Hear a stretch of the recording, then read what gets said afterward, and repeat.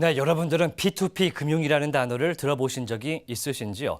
P2P는 온라인상에서 여러 사람들이 돈을 모은 뒤에 필요한 사람들에게 중금리 수준의 대출을 해주는 것을 말합니다. 이 높은 수익률과 IT 기술의 발전으로 새로운 금융기법으로 각광을 받으면서 현재 글로벌 각국에서 열풍이 불고 있는데요. 하지만 일각에서는 새로운 형태의 고리대금업, 이런 우려 섞인 목소리도 나오고 있습니다. 아시아경제TV 연속기획 P2P 금융, 넥스트뱅킹인가 변형 대부업인가, 이 논란과 제도 미래를 4부작으로 다뤄보겠습니다. 첫 시간 경제팀 이순영 기자의 리포트입니다. 중국 사회가 누드 동영상 파문으로 발칵 뒤집혔습니다. 일부 P2P 금융업체들이 담보로 대출자의 누드 사진과 나체 동영상을 요구했는데 해당 파일이 유출되면서 큰 피해를 야기한 겁니다.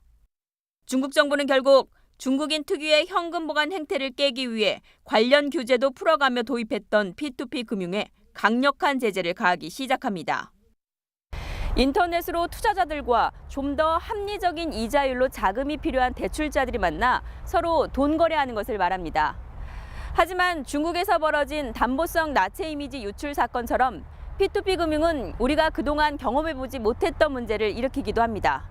어차피 틈새예요. 왜냐하면 그렇게 안전장치가 되고 편하게 할 수 있으면 저금리로 은행권 가서 받을 수 있는데 그 취급하지 못하는 거는 제도권에서는 위험성이 있다고 본 거죠.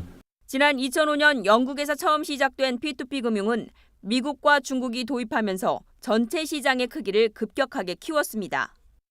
가장 큰 시장인 미국의 경우에는 상장되어 있는 플랫폼들의 그 렌더, 투자를 하시는 분들의 85%가 금융기관이에요. 은행이나 펀드 이런 데들인데. 우리나라의 경우 P2P 금융 대출 규모가 1조 5천억 원 수준으로 글로벌 시장 규모에 비해 아직은 미미한 수준입니다.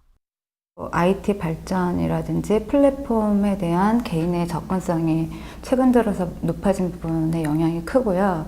두 번째로는 기존에 한 2, 3년간 저금리 기조가 계속 유지되면서 실제로 투자처를 찾지 못하는 많은 개인 투자자들이 있었고, 그러나 신용과 부동산, 동산담보대출 등 상품이 다양해졌고 개인뿐 아니라 기관 자금들도 들어오면서 새로운 성장기를 맞고 있다는 평가입니다. 여전히 제도는 시장을 따라가지 못하고 있습니다. 지금 현재 P2P 대출이 완전하게 지금 우리나라에 제도적으로 정착을 했다라고 볼 수는 없습니다. 올해 5월 달에 이제 그 P2P 대출을 이제 가이드라인이 이제 시행되고 있는데, 가이드라인 같은 경우에는 어떤 강제성이 있는 것이 아니고, 정부는 P2P 활성화보다는 금융사고에 대한 우려가 더 높은 실정입니다. 때문에 관련 업계는 더 큰 성장을 위해 새로운 제도에 대한 논의가 필요하다는 입장입니다.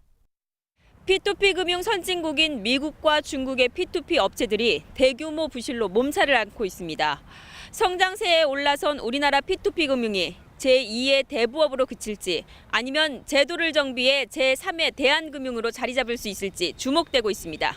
아시아경제TV 이순영입니다.